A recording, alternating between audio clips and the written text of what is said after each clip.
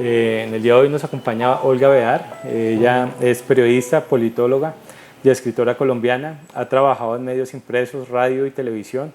En los últimos 20 años ha sido corresponsal de extranjera para la cadena Univisión y la organización europea BJ Movement, docente universitaria en las facultades de Comunicación y Cine, ganadora de los premios de periodismo de Simón Bolívar, ANIF 10 años y CPB, autora de Las Guerras de la Paz, Noches de Humo, Penumbra en el Capitolio, El caso Klein y recientemente el libro Operación Palomera, el comienzo y fin de las FARC, entre otros libros.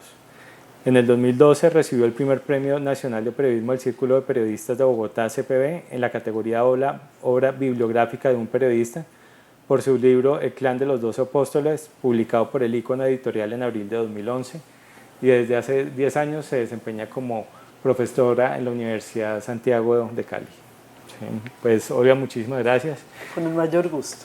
Este es un ejercicio que venimos haciendo desde la Fundación Colombia con Memoria, pues, con el fin de poder recoger algunos insumos que nos permitan construir la contextualización de lo que pasaba en Colombia durante la década de los 80 y los 90, entre esa relación entre narcotráfico, paramilitarismo, agentes del Estado, ¿no? Y pues para nosotros fue muy significativo encontrar el libro del caso Klein, ¿sí? Porque creo que nos puede aportar a entender un poco esa relación y ese origen del paramilitarismo, ¿no?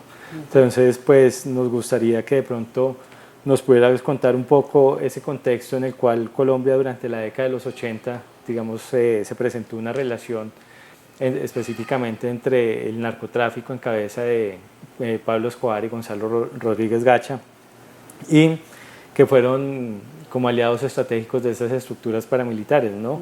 Y quienes finalmente, digamos, patrocinan o también ayudan a esa llegada de Yair Klein, ¿no? ¿Quién era Yair Klein en esa época? Bueno, Yair Klein era un coronel retirado del ejército israelí. Habría que explicar brevemente que en la línea de mando de las fuerzas militares en Israel hay una buena cantidad de coroneles, pero hay pocos generales. Eso quiere decir que, por llamarlo de alguna manera, unos cuantos ascienden a generales y muchos, por lo menos 2/3 de los coroneles, quedan desocupados en el retiro. Entonces, esta situación fue analizada hace ya unas décadas por parte del ejército, de las fuerzas militares israelíes, y decidieron autorizar a oficiales retirados para crear empresas que pudieran desarrollar diferentes tareas.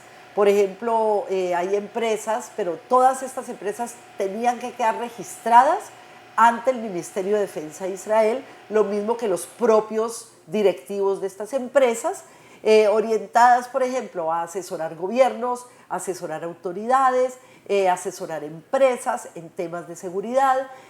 También hay algunas empresas creadas por oficiales retirados para venta de armas, porque como se sabe la industria israelí de armas es muy, muy importante en el mundo.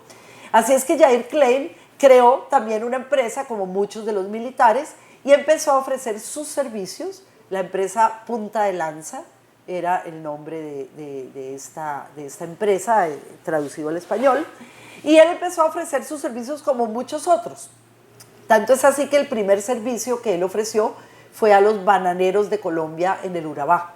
Él estuvo en Urabá, él estuvo traído por la asociación para analizar la situación, porque ellos, los bananeros, consideraban que tenían un problema que estaba creciendo cada vez más de inseguridad, precisamente por la presencia de organizaciones guerrilleras allí. ¿Por qué? No es que las organizaciones guerrilleras estuvieran, digamos, interesadas en el tema del negocio del banano, sino que las alianzas, por ejemplo, con los sectores populares, ellos siempre las trataron de consolidar ahí en esa zona, fundamentalmente tratando pues de vincularse con el campesinado o los sindicatos o quienes estuvieran allí trabajando, pobladores mismos de la zona. Entonces él vino, él hizo un diagnóstico según ese diagnóstico había que intervenir de inmediato la zona, porque si no eso se iba a volver una zona de guerra.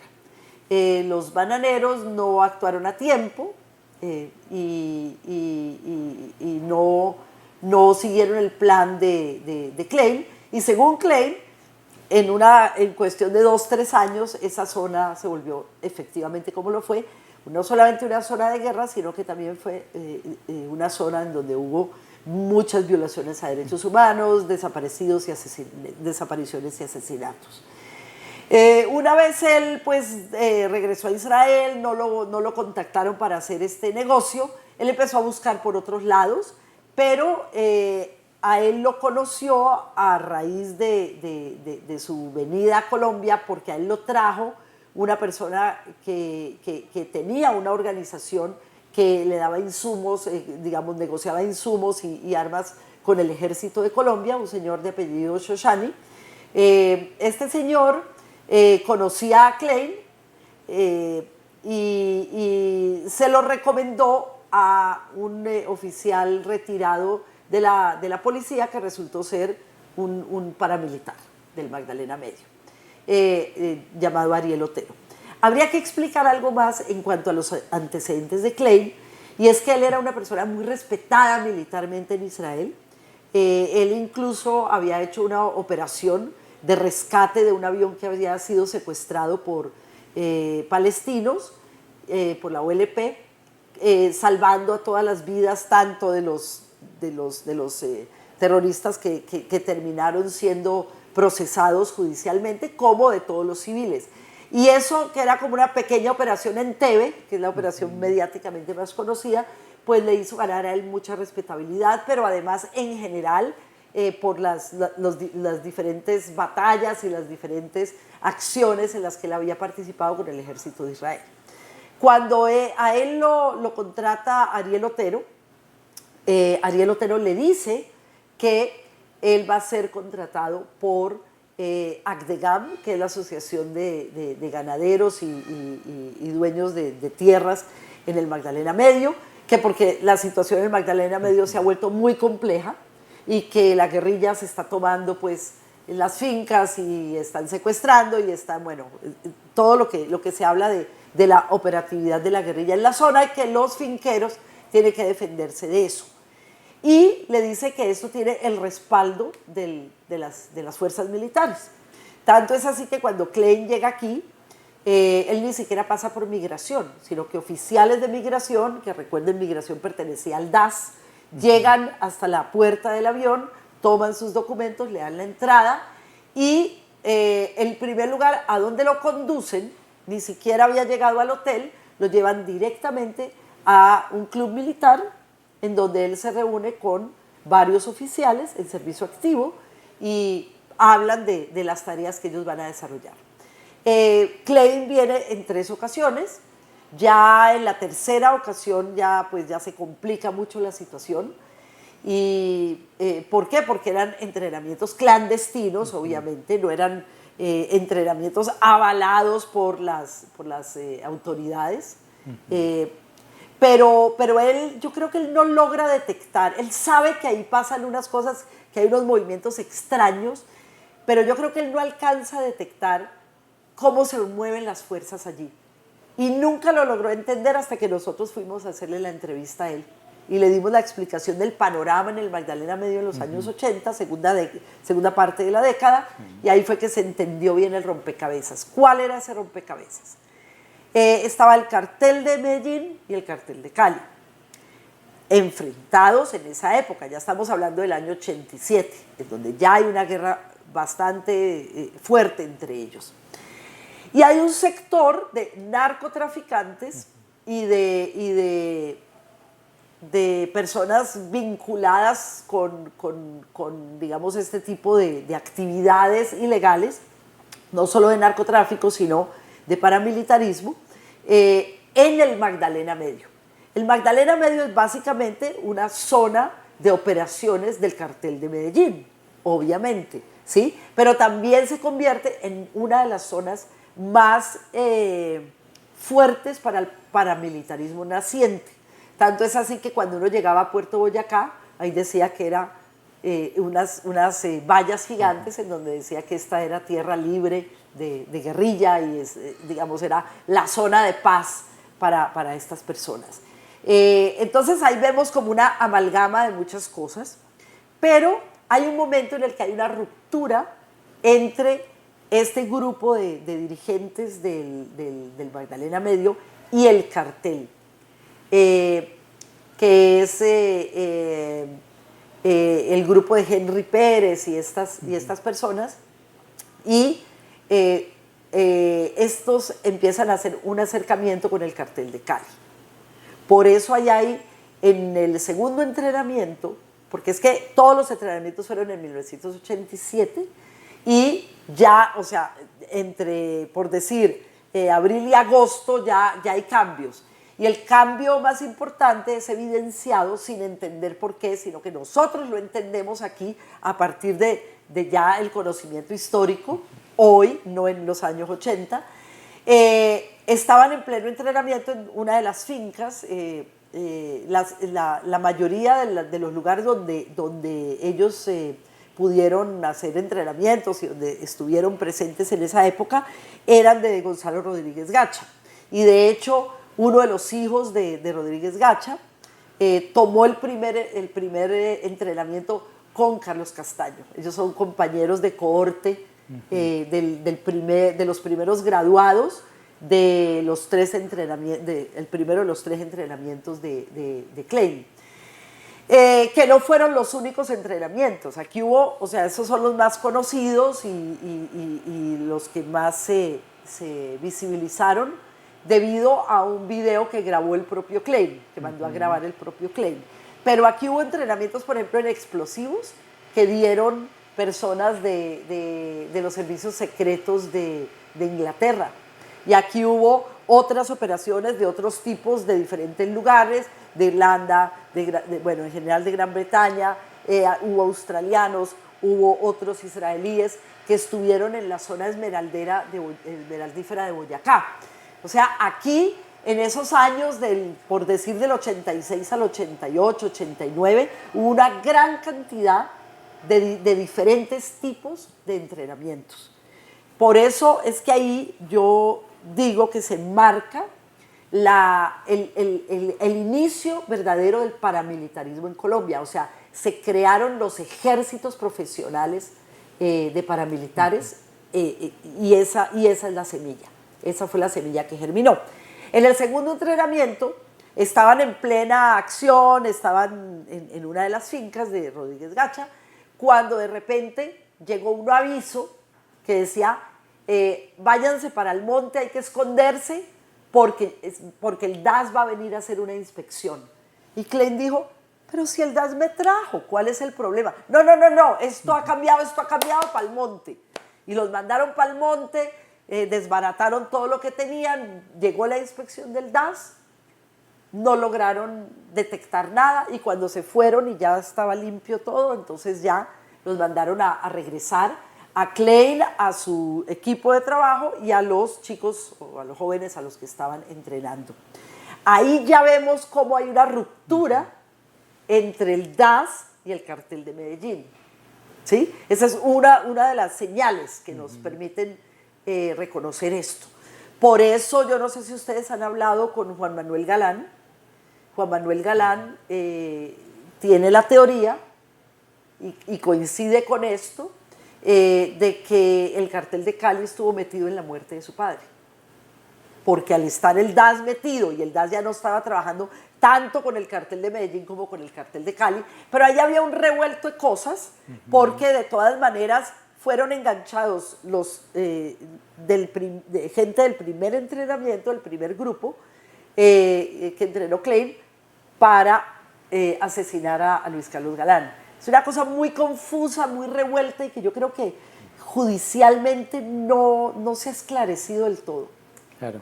Sí, efectivamente, digamos, uno ahí lo que entrevé es una relación que hubo cercana, digamos, en algún momento entre el DAS y algunos agentes específicamente, ¿no? Digamos, con Carlos Castaño y con lo que era Alberto Romero, que era el director de de inteligencia Sí. del DAS, creo que eso, digamos, ahí han logrado como establecer una cercanía muy, Claro. muy fuerte con Castaño, ¿no? Sí.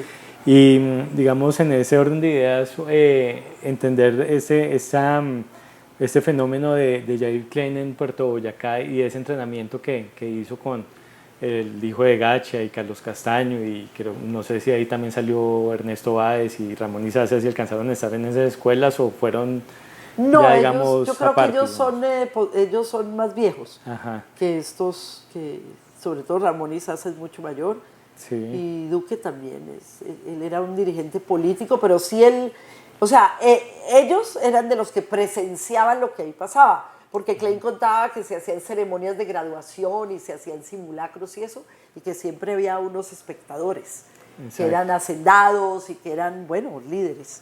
Usted menciona algo que para nosotros es muy interesante porque de cierta manera se hace entender que es como la evolución del paramilitarismo moderno, ¿no? O sea, Correcto. pasaron de ser unos ejércitos de escopetas a Sí. ser algo mucho más Claro, técnico militarmente, claro, ¿no? correcto. Se podría pensar que, digamos, esas escuelas y esas preparaciones que tuvieron ahí en Puerto Boyacá con hombres también del cartel de Medellín, como con los de Gachi y eso, pudieron haber incidido en la planeación y en la ejecución del atentado del avión de Avianca, por ejemplo. Yo creo que es muy posible, claro, porque era un momento en el que había una decisión de escalar el conflicto para la toma del poder, ¿no? Para apoderarse de las tierras y para apoderarse del poder. El hecho de que hubieran matado, ya en esa época hubieran matado a Galán, y posteriormente a lo del avión de Avianca mataran a otros candidatos presidenciales como Carlos Pizarro y Bernardo Jaramillo. Eso nos indica que ellos iban detrás de un objetivo. Y siempre se ha dicho, no sé judicialmente si está probado o no, y creo, no estoy muy segura si lo ha reconocido o no, que César Gaviria se suponía que iba a viajar en ese vuelo. Entonces, por ahí pienso yo que podría haberse pensado por parte de estos criminales que esa sería la manera de acabar con otro de los candidatos presidenciales, porque no, para mí no hay otra explicación lógica para la explosión del avión, ¿sí? Porque explotar un avión con víctimas civiles, no sé.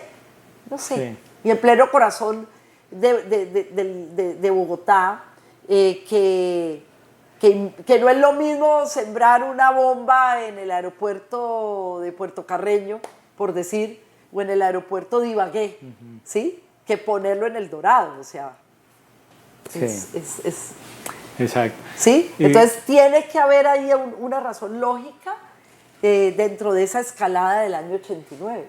Exacto. Digamos que ahí uno ve que hay como digamos, se desata una guerra entre ese parte del narcotráfico y del paramilitarismo contra el Estado colombiano, ¿no? Sí. Digámoslo por unos temas también como muy políticos en temas de la extradición y eso, ¿no? Sí. Pero también termina habiendo una consecuencia muy particular y es la eliminación de los miembros de la UP, ¿no? Comienzan masacres con todo este grupo de paramilitares y todo ese movimiento anti-insurgente y anticomunista liderado por Gache y eso, ¿no? Uno no puede poner las cosas en blanco y negro, e ideológicamente yo creo que hay grandes diferencias entre Pablo Escobar y Rodríguez Gacha. Pablo Escobar era un tipo que inclusive a veces se autoproclamaba de izquierdas y esas cosas, y por ejemplo un tipo de la ultraderecha no hubiera empezado a pagar para matar policías, ¿cierto? Ahí había un modus operandi que a veces no dejaba entrever eso, pero indudablemente quien jalonó más esos inicios del paramilitarismo fue Rodríguez Gacha, que era un tipo de ideología de ultraderecha, claro, y muy yo creo que lo que los unía a ellos dos era el tema de la extradición más que lo del narcotráfico. Ya. ¿Y cómo podríamos, digamos, definir esa relación que hubo narcotráfico, paramilitarismo y algunos agentes del DAS, ¿no? Digamos, era una relación comercial, era una relación orgánica, digamos, en el sentido que los unía, no sé, alguna visión o no sé dónde se encontraban Yo no todos esos creo que ellos intereses. ideológicamente tuvieran una postura de Estado como sí la tuvieron después las Autodefensas Unidas de Colombia, ya bajo el mando de Carlos Castaño y todas estas cosas. O sea, Sí. ya hay que diferenciar un par de años después. Es que esto históricamente es muy rápido, es que todo pasa en una década, más o menos. Habría que diferenciar esa etapa ya de autodefensas, de una cosa más organizada, más estructurada y mucho más poderosa que esto que pasó en la segunda década de los años 80, que yo creo que está muy desilvanada ideológicamente. Yo creo que es algo así como una serie de islas que tienden unos puentes a partir de unos objetivos comunes, ¿sí? Entonces, por ejemplo, si vemos una dificultad que tenía el narcotráfico, era el dominio sobre ciertos territorios cuando ellos pasan de ser simplemente comerciantes de droga, pasan a ser productores y procesadores. Y eso es lo que pasa en la década de los 80, ¿sí? Entonces, al ellos empezar a no importar la mayoría de la coca de Perú y Ecuador, sino empezar a producir y a procesar aquí, entonces encuentran que hay unos territorios en los que, por un lado, viven los campesinos a los que hay que quitarle las tierras para crecer el negocio, y por el otro lado, son las mismas zonas en donde está la guerrilla. ¿Sí? Sí. Entonces, la guerrilla, y si lo vemos específicamente en las FARC, se da un proceso que dura más o menos 10 años, desde que ellos son perseguidos por el narcotráfico y por el paramilitarismo, a ese nuevo momento en el cual ellos empiezan a participar y a cooperar con el narcotráfico, ¿sí? Poniendo sus condiciones, cuidando los laboratorios y las zonas, pasando después a un segundo estadio que es el cobro del gramaje y el cobro del impuesto de guerra a los procesadores más que a los productores, y después ya terminan involucrados en ese gran negocio, que es una fuente de ingresos para la revolución. No creo que ellos quisieran volverse narcotraficantes, sino que se dieron cuenta que era más rentable ese negocio, podían traer armas, además, con esos grandes volúmenes de dinero, y se arriesgaba menos que secuestrando o extorsionando, ¿sí? Entonces, para la guerrilla uno ve ese proceso.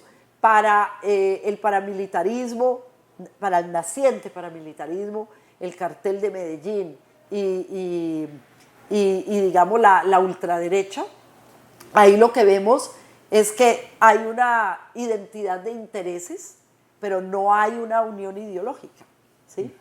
Exacto. ¿Y usted, por ejemplo, definiría que el narcotráfico ha sido un detonante del conflicto armado, por ejemplo, a partir de ese fenómeno de los 80, de ver cómo, digamos, personajes como Jair Klein terminaron, digamos, entrenando estos grupos paramilitares y haber sido financiado, digamos, por grupos como el de Gache y el de Pablo Escobar para eso? Digamos, ¿se puede definir como el narcotráfico como un detonante del conflicto? Yo creo que sí, porque el narcotráfico no solamente en esa área que es la de la del trabajo de los paramilitares y demás, sino también, pues lo digo por ser de la ciudad de Cali, sí. Uno ve cómo también la sociedad sufre una transformación tanto en Medellín o en Antioquia como en el Valle del Cauca. Y esa transformación es una transformación ética, adicionalmente a eso. Es el mundo del dinero fácil y es el mundo del lujo y de una cantidad de cosas que nos eran ajenas a los colombianos. Es que si usted veía cómo era el pueblo antioqueño era un pueblo de trabajar el campo, el pueblo arriero, esas clases muy tradicionales, por ejemplo, de la ciudad de Medellín y de los pueblos en Antioquia, con unos parámetros éticos, religiosos muy fuertes, y cómo el narcotráfico también es un detonante, sobre todo en estas regiones, para un cambio en las conductas y en la ética de los ciudadanos. Y todo eso termina generando toda suerte de conflictos, no solamente el conflicto armado o el conflicto que trae la violencia por unos objetivos ideológicos, de alguna manera, llamémosle, sino que también trae una violencia en la vida urbana de la ciudadanía. Permeó todas las capas de la sociedad, permeó el Congreso, permeó por donde pasó, ahí causó estragos el narcotráfico. Bueno, pues Olga, muchísimas gracias. De verdad ha sido un espacio muy importante para nosotros poder entender, digamos, ese rol que tuvo Yair Klein en la formación de ese paramilitarismo moderno, ¿no? Y entender cómo surgieron esas dinámicas. Exacto. Pues esperamos poder contar con usted también en otra ocasión y pues de verdad agradecerle pues por este espacio que nos ha dado. Con el mayor gusto, y ustedes saben que siempre que yo pueda contribuir a la construcción de verdad, ahí estaré. Vale, muchas gracias. Muchas gracias. Ok.